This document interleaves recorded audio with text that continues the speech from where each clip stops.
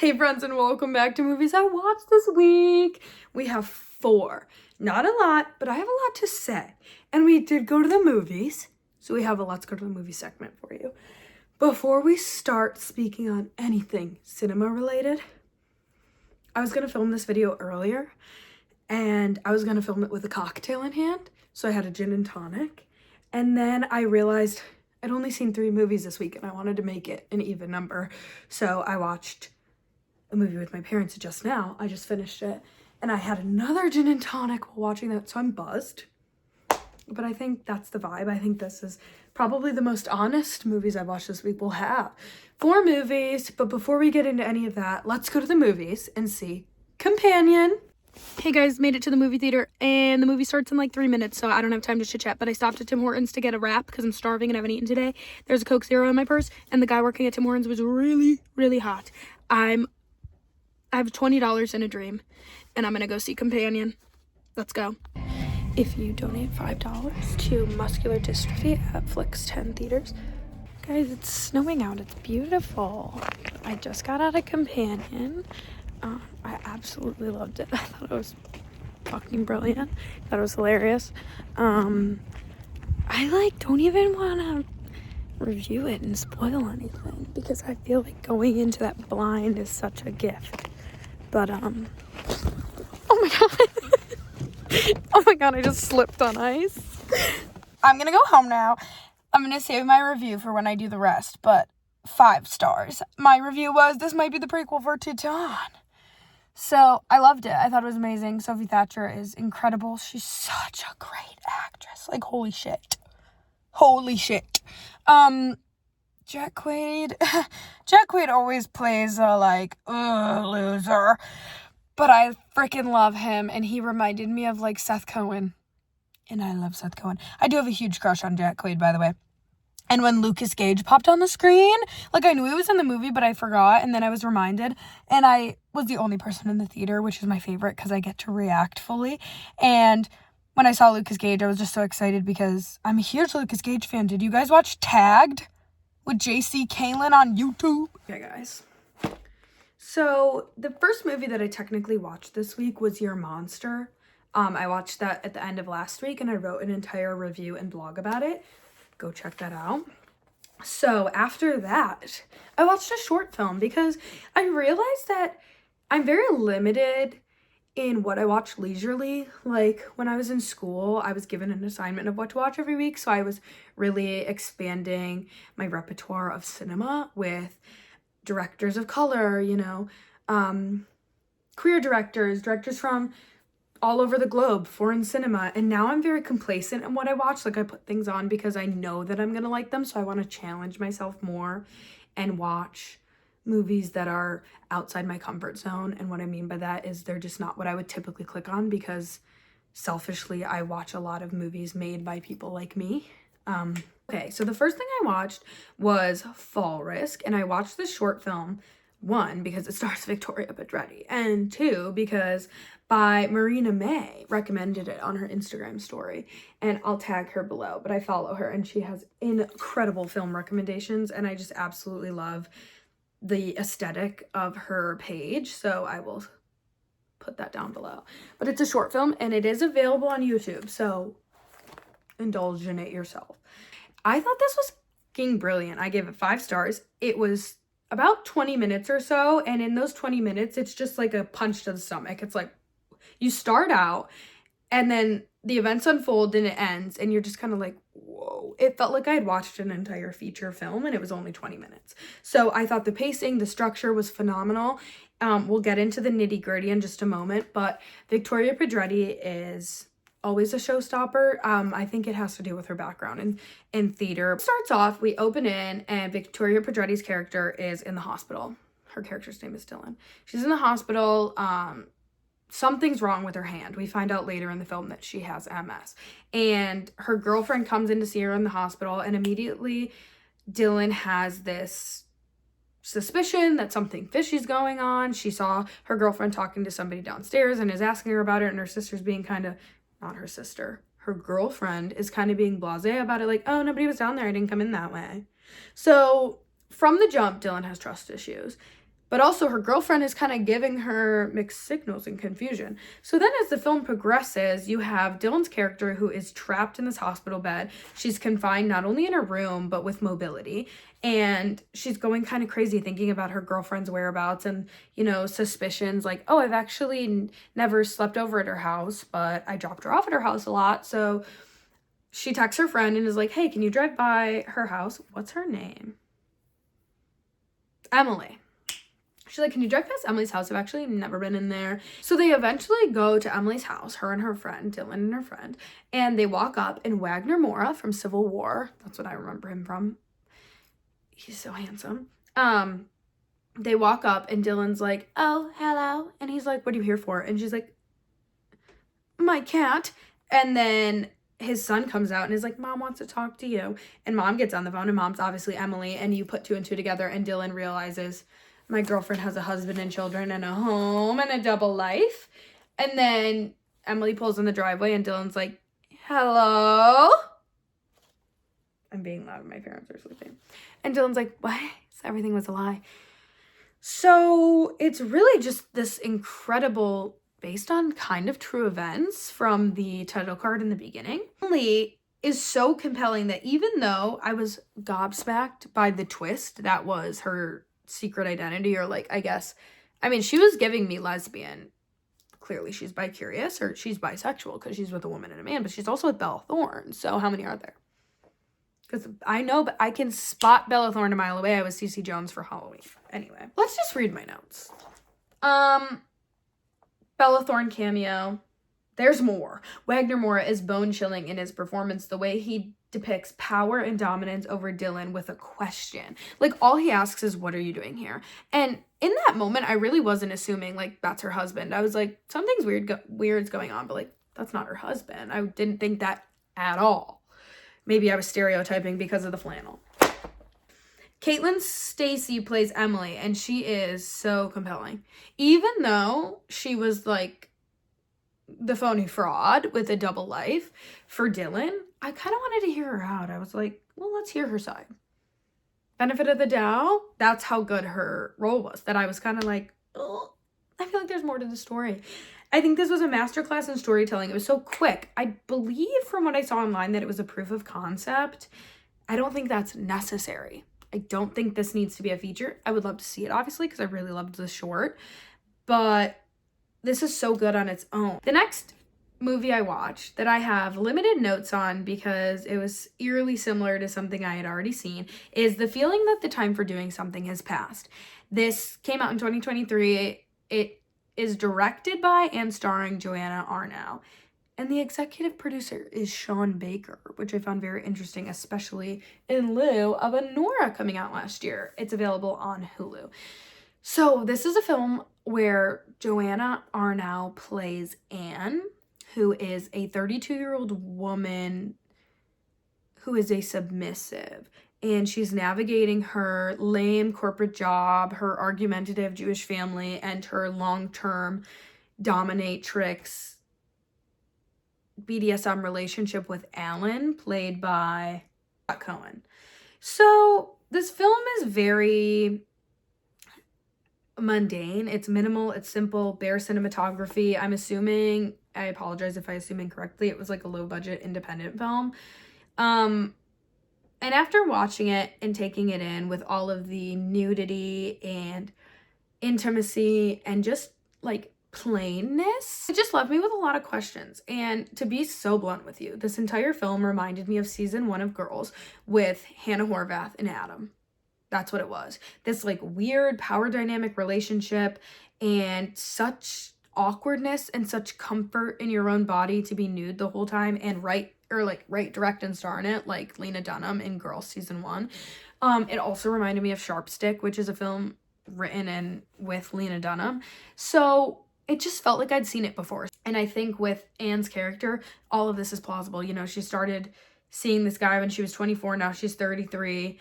And I'm assuming his gray hair wasn't premature. So like he was an older man and saw this relationship and she just felt super comfortable with him and then tries to experiment that same dynamic with other men and doesn't find it as enjoyable because she's developed clearly this emotional tie to Alan, which is why she goes back to him later in the film under a different username.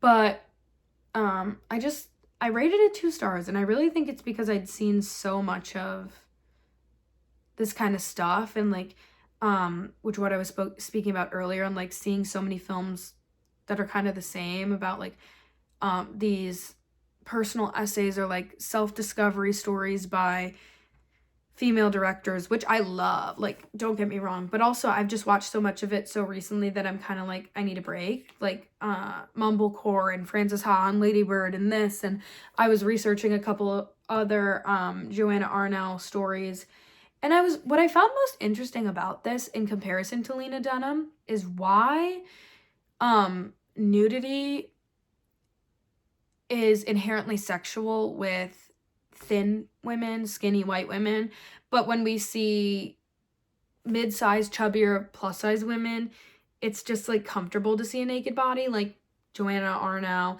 Lena Dunham, seeing their naked bodies on TV, I'm just kind of like, yeah.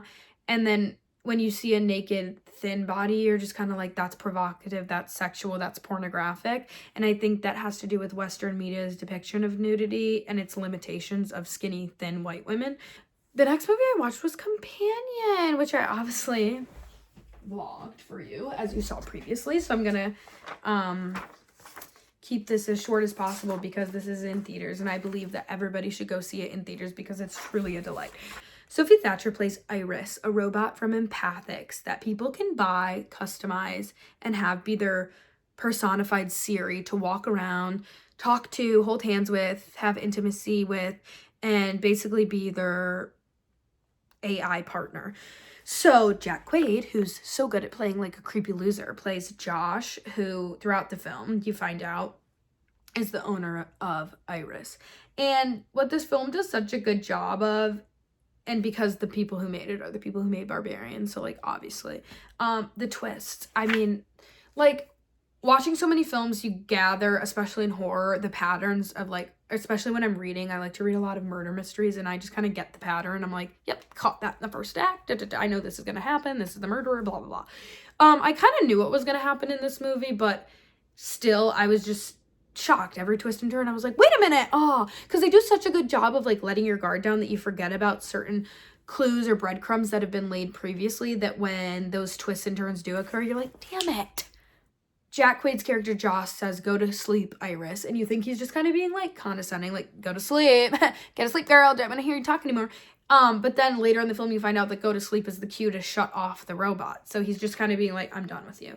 So I loved the power dynamics. Obviously, horror is political, so this film is very contemporary, especially with the wanting to, you know, limit women's rights and control them and have them be used for certain things, and, you know, oh, you can customize their eye color and their voice and make them your perfect little doll, but can't treat the women in your own lives with that same kind of respect. Anyway, Lucas Gage came on the screen, and I was alone in the theater, so I got to react to my full extent, which I did.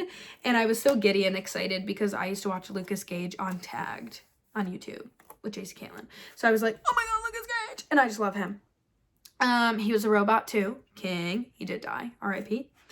It was a little scary if you start thinking about those things in like real terms. But I just thought this film was very enjoyable. It was really fun. And I think Sophie Thatcher is so incredibly talented. I love Yellow Jackets. I didn't get to see Heretic? I didn't get to see Heretic yet. But I really am excited to see that because I think she's so talented. And her comedic timing, even though I wouldn't say like it was intentional to be funny, I just think her physical acting, like her body movements, and the way she portrayed being a robot was so good, and it was so funny. I loved her performance. I think she's amazing. I'm a huge fan of Jack Quaid personally because I'm a huge Scream fan, but I think he's so good at playing like a funny Seth Cohen loser. And it makes sense because I know like 5 dudes that would get this kind of empathic robot, and they're all losers. So Companion, it's in theaters now. I highly recommend you go see it in theaters so you can get that full experience because it was genuinely so fun. Directed by Drew Hancock. yeah, it was just really great and I loved it. 5 stars. Okay, last but not least, I watched You're Cordially Invited. This is not my typical kind of movie, but I had only seen 3, and so I wanted to make it an even 4. And I wanted to watch Twilight New Moon tonight, and I figured if I watched a new movie that had just come out, like, I could treat myself to a rewatch, so I watched You're Cordially Invited. I rated You're Cordially Invited 2.5 stars because I thought it was funny. I did laugh several times, but it was not like a comedy that I'm gonna put on because I know it's gonna make me laugh so hard and feel good. It was it's a comedy starring Will Ferrell and Reese Witherspoon, and it's produced by Hello Sunshine, which is Reese Witherspoon's production company. And it's about 2 families that they get double booked for a wedding venue on this tiny little island, Palmetto, and they both try to sabotage their weddings. It was giving a little bit of Wedding Crashers, a little bit of Brides Wars, a little bit of, I don't know, like, it did give a little bit of that early 2000s comedy that everybody's so yearning for, but I think the issue that I had with it was just, like, yeah, I did laugh at several parts, like, but it wasn't anything, again, like, show-stopping. It was funny, but I kind of felt like Reese Witherspoon and Will Ferrell played similar characters that they always play, like a very similar type. So I would like to personally shout out the supporting cast because, specifically, Jimmy Tatro is one of my favorite actors. Theater Camp, if you haven't seen it, American Vandal, Real Bros of Simi Valley. I'm sure I could go down the list and there's plenty more. Jimmy Tatro is genuinely like a hilarious comedic actor. Not only his physical comedy, but just like his comedic timing. He's hilarious. My main question throughout this movie, which they did answer, but like you're telling me that these 2 people were double booked for a wedding venue and there was no like confirmation that cleared that up earlier. Like I get it, but in the age of like the cell phone, it doesn't really make sense. Like that plot would have been funny in 1984. There was a scene where Will Ferrell did his daughter Jenny's hair, and I was like, oh my god, my dad used to do my hair for dance competition, so that was cute. But yeah, I wasn't like overwhelmed with laughter or anything really. I just thought it was a fun, lighthearted movie, which is what it is. Directed by Nicholas Stoller, available on Prime. He also directed Neighbors and Forgetting Sarah Marshall. So like, he's seasoned in this genre. I don't need to give him any no's. He knows what he's doing. Classic inciting incident, classic like 3-act structure. It was funny. I mean, it was light. It wasn't anything crazy. It wasn't like the funniest comedy I've ever seen that I have to rush and tell my friends about, but it also wasn't something that I thought was terrible. I thought it was really fun. I loved the idea of having this like Southern traditional wedding and then this like college frat party. It was almost like they were hosting like a fake frat wedding. The one thing I will say, and this was my Letterboxd review, was that I do not believe for 1 second that Reese Witherspoon's character Margot would wear those outfits to a wedding.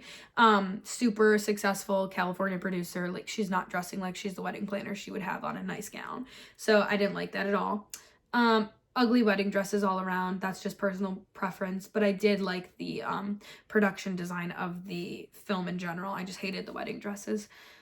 I didn't like how Jenny's groom, fiance, husband had headphones around his neck, like Dice from Shake It Up. It just kind of killed the vibe for me.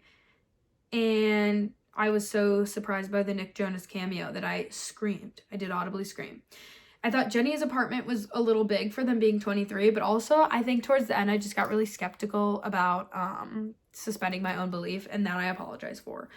Heather, played by Kayla Montesero Mejia, is one of the funniest, like most refreshing actresses I've seen. I know she was just in One of Them Days, and I think she's so freaking hilarious. I rated You're Cordially Invited 2.5 stars because I think for its purpose of being this like, you know what, beginning of the year early comedy, I thought it was funny, and I do love a wedding comedy. I love Bride Wars, I love Wedding Crashers, but I do think that there were several things that would have made this film like a showstopper. Okay, those are the movies I watched this week. If you didn't already, last week I wrote a review about Your Monster. I think you'll love it, so you should go read that. If not, you should definitely go read the vlog from this Monday. And I also have another YouTube video, which is like a behind the scenes coming out. It's either coming out today, it's out, or it's coming out this week. Keep an eye out. I don't know. As always, stay flirty, stay thirsty, stay watching movies, stay recommending them to me, because nobody has yet, but one day when they will, I'm going to be super excited about it. And as always, I'll see you soon. Chin chin. I didn't say chin chin, let's begin in the beginning, but that's okay because I'm saying it now. Thank you so much for watching. Subscribe if you feel like it. You don't have to. It really doesn't bother me. But I would appreciate it. Okay. Chin chin.